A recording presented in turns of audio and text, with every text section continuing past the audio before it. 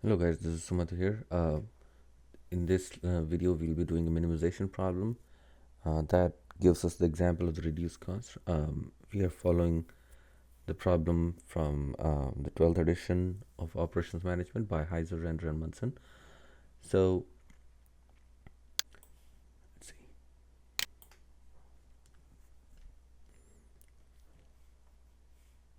So this is the problem that we have here.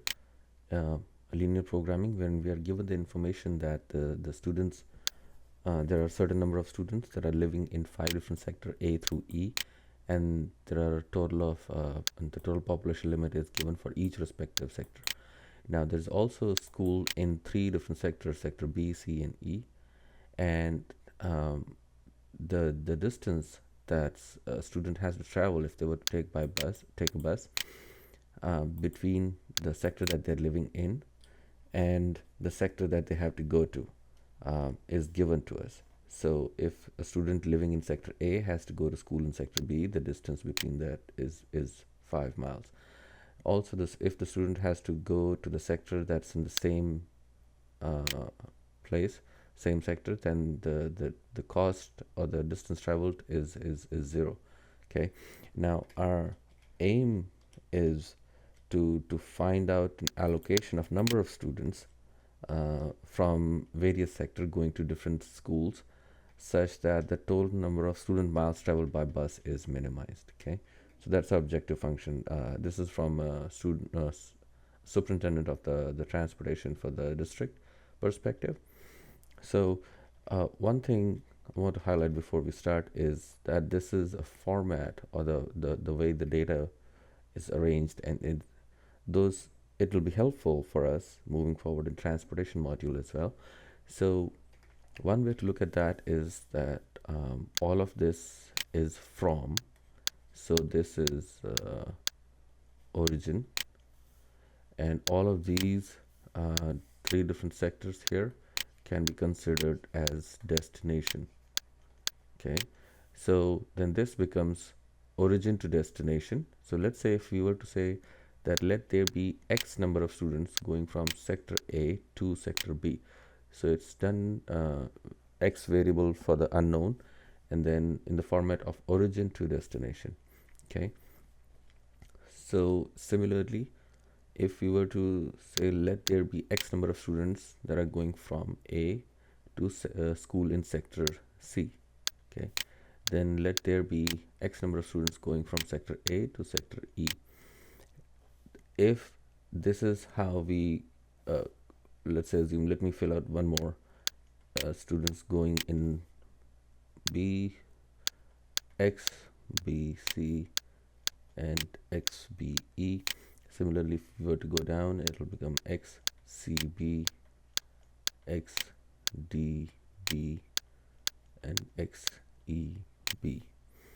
So if we were to add XAB, XBB plus XCB plus XDB plus XEB, this summation gives us the total number of students going to school B, and the enrollment capacity of the school. This enrollment capacity of all the schools is given to us as 900.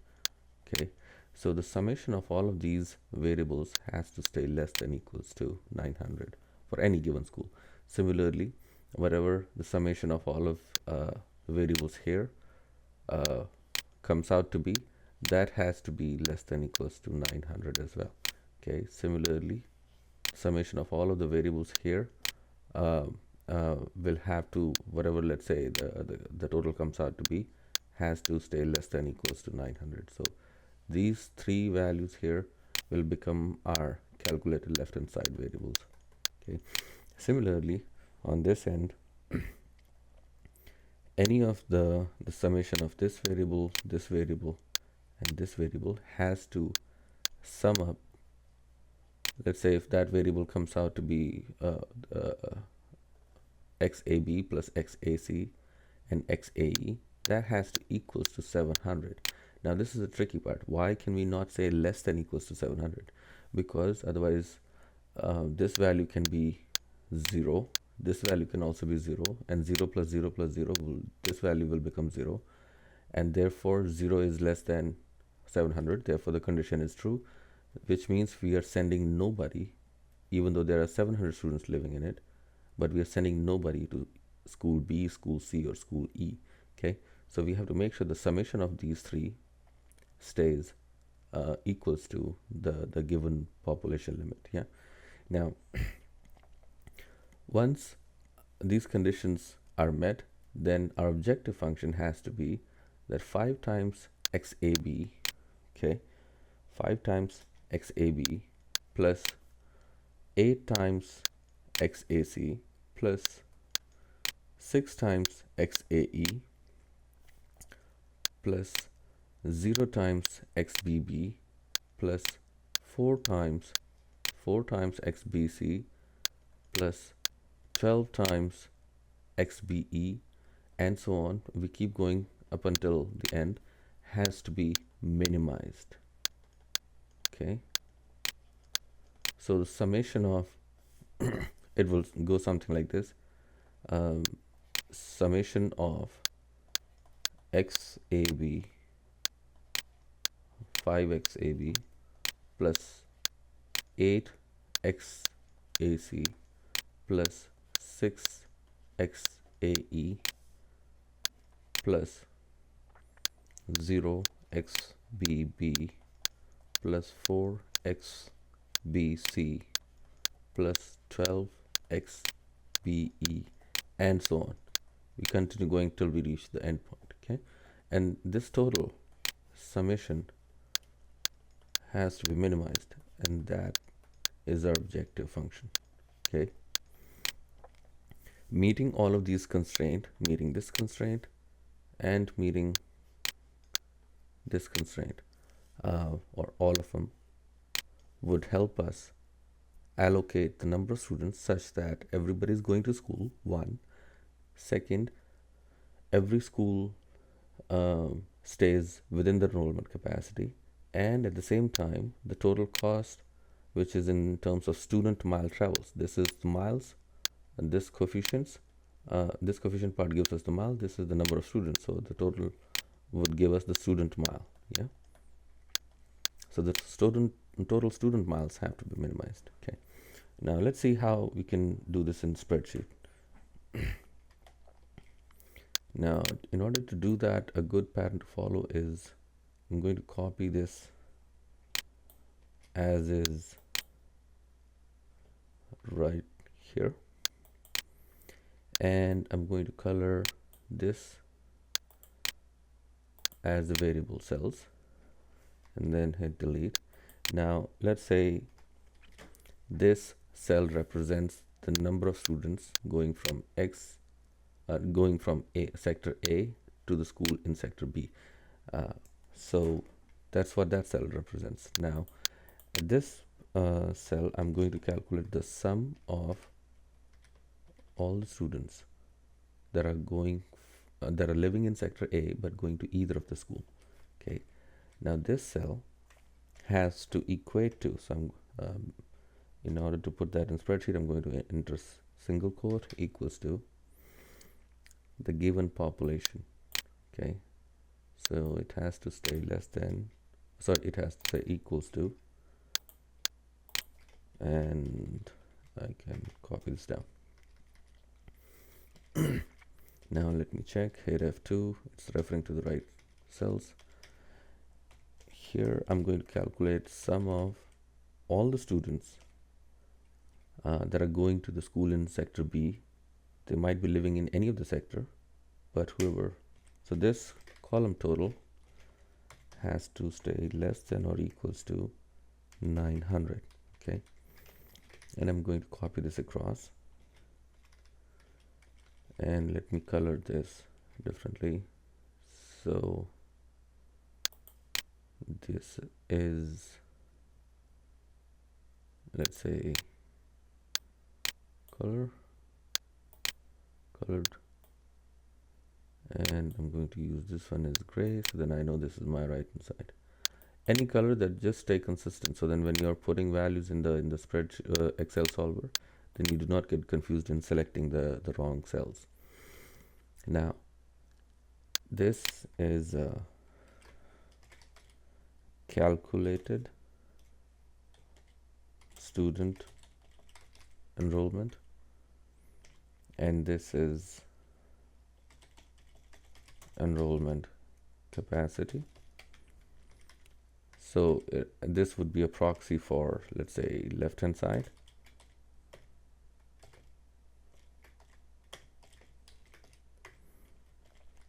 and this is given right hand side variable. Also here, this is calculated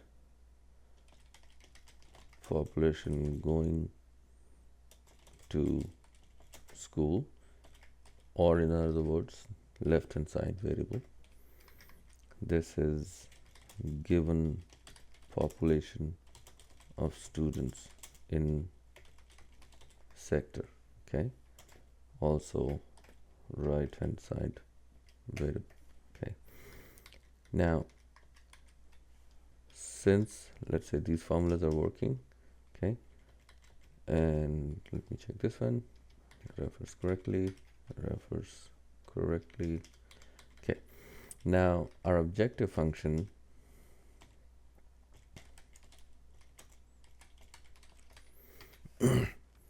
has to be sum of all the student miles traveled. So first we select all our distances which are acting as coefficients for the respective number of students who travel those distances. Okay, and we will let the spreadsheet change the variables. How is this happening here? 79. Oh, sorry, I didn't type all the way. Sum product. Okay, yeah. So let me color this differently again.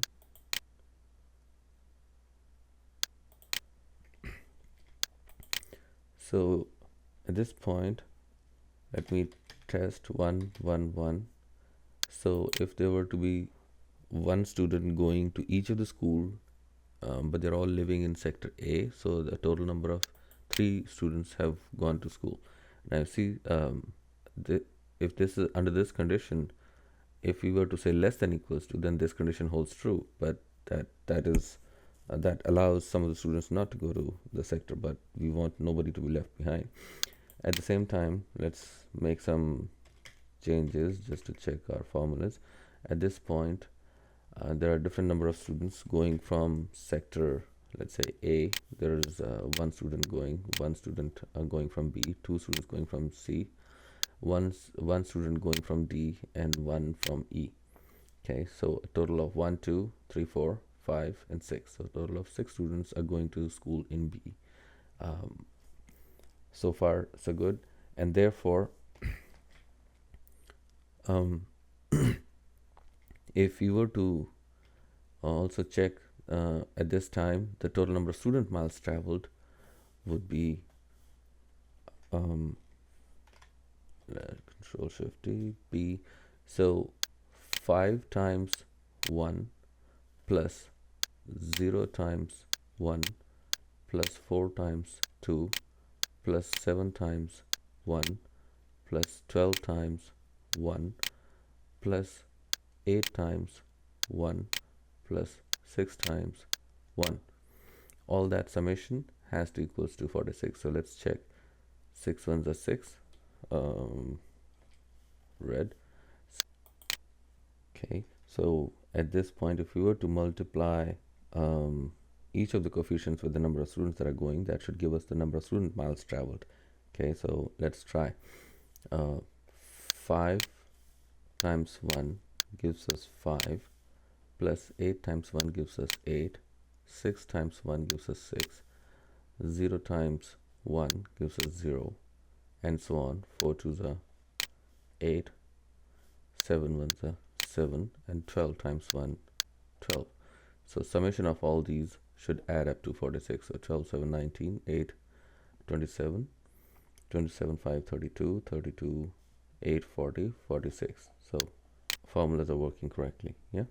So now let's move on to the Excel solver. Now, in order to get the Excel solver ready, we go to data and choose solver. We tell it reset all. Okay. Now it's always good to use reset all, especially if you have any other worksheet in the overall spreadsheet that where you have used linear programming. It tries to keep its previous memory.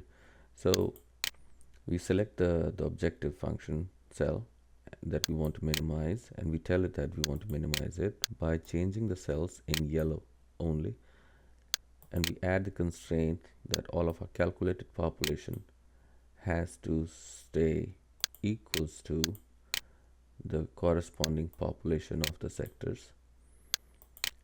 Also, at the same time, the calculated enrollment has to stay less than or equals to the given enrollment capacity of the schools. We make sure that this box is checked because the students can be either 0 or positive, right? There's no such thing as negative number of students going from any sector to any school. So this box has to be checked. Okay.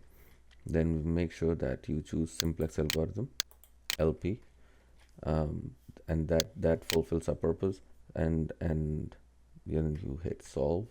If everything was set up correctly, then it should give you this dialog box wherein we choose keep solver solution and choose sensitivity report. Okay, that would generate a new report down here. So first things, we look at the sensitivity report in a minute, but before that, let's interpret what solver did for us. If you notice, the calculated population, they're all equals to the given. So all of our these constraints were met. Yeah. Now, you'll also notice that the solver allocated the number of students to the lowest capacity first. You remember? Because the number of students here in this table, this is number of students, yeah, not in miles. Number of students in this table multiplied by the miles traveled by each of the students. So 5 and 6 are smaller than 8. So first it allocated as much as possible to 5, and then it chose the next best cost, and it went with the number of 400 and 300 such that for any given column, the number of enrollments stayed within the capacity. Okay. Now there are multiple questions that might rise. I mean, what if the students from B were to start going to sector E and so on? But as of now, if you notice, the students in sector B are going to the school in sector B because they have a zero cost there. Also, students living in sector C are going to school in sector C because they have zero cost. At the same time, from students from sector D are going to the place that has the lowest cost, which is in sector C, and all of the students from E are going to school in sector E. However, the calculated number of students, 900, so these two schools are at the capacity. This school has some more space, so it still has a 200 empty seats that could be used. Now let us interpret. At this point, I mean, total number of student miles traveled is 5,400. Yeah. Let's interpret the sensitivity report. Now at this point, let me bring the problem and the sensitivity report side by side.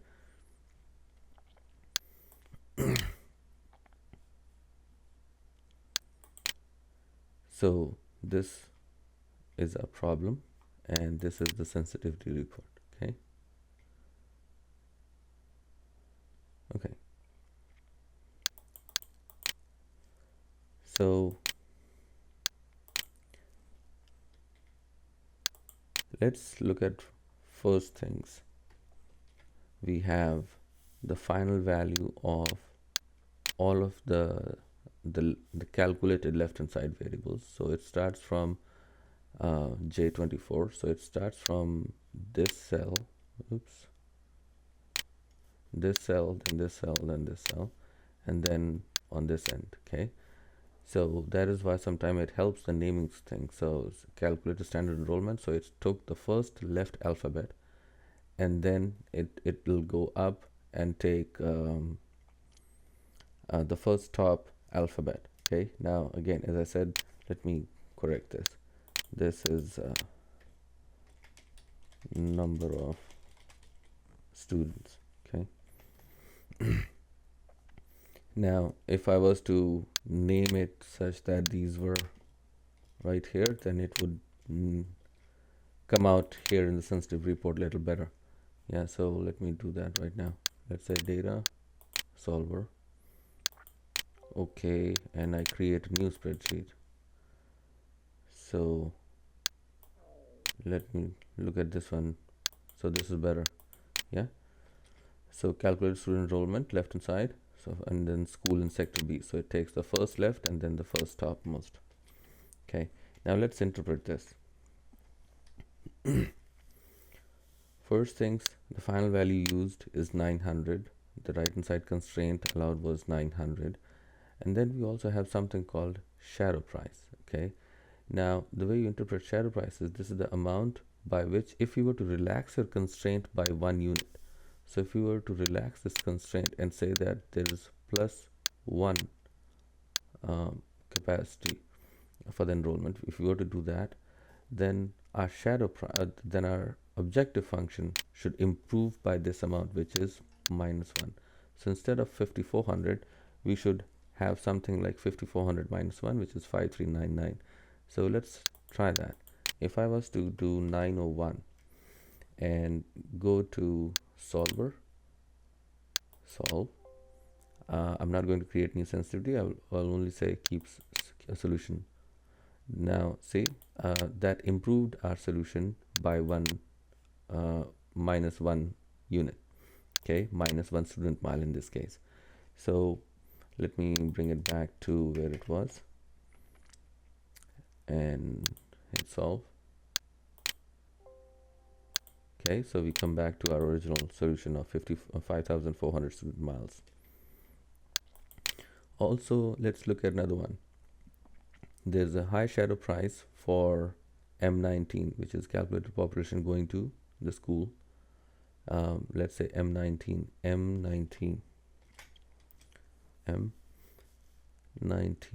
So this one, if you were to relax the constraint for this given is 700. If you were to relax this constraint and you say there was to be one more student, okay, who was able to live in this sector, then our objective function, which is 5,400, will improve by this amount. So since this is a positive, therefore we should have 5,400 plus 6. Okay, now let's see if that is true, and all this would be true given the same allocation without changing any of these numbers that are going from any place to any other place. Okay, so we can still live with all the other allocations. Let's see, if we were to go for 700 to 701 and hit solve, see, so our objective function improved by 6 units, which is +6 that is given here. Yeah, like this number. So that's what we see the increase in here. Okay, now let us talk about the fact that if this is the case, then we saw that there was a decrease in student miles if we were to increase the enrollment capacity of the school in sector B. So first of all, the important thing is that it allows us to make the judgment that instead of expanding sector C and sector E, if you were to expand sector B, for every one more enrollment, you can increase your efficiency in terms of collecting the students by 1. So if you were to increase the enrollment capacity here by one student, then the objective function goes down by 1. So it moves 5,400 to 5,399. Yeah.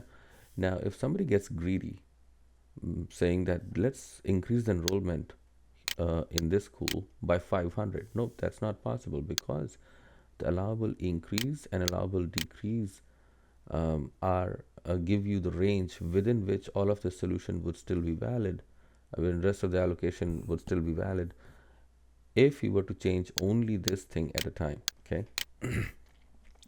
So let's see if we were to bring this within range, then the range that comes out for this enrollment for the school in sector B is 900 plus 300 and 900 minus 200, and these 300 and 200 are coming from allowable increase and allowable decrease. Within this range, every time you increase the enrollment capacity, your objective function would go down by -1. That's what it says. It might still be it might still be possible that you can further increase the enrollment capacity, or you can decrease the enrollment capacity. However, the effect on the objective function would be different than -1. That's all it says. Okay. Now let's talk about the reduced cost here. Now, if we were to talk about reduced cost, let's say 11. Let me get a blue one this time. Reduced cost of 11. This is for L20. So let's say L20. L20. Now this happens to be the XBE. So number of students going from sector B to the school in sector E. Currently, this is 0, and we have a reduced cost. Okay. So first thing is you'll have reduced cost only.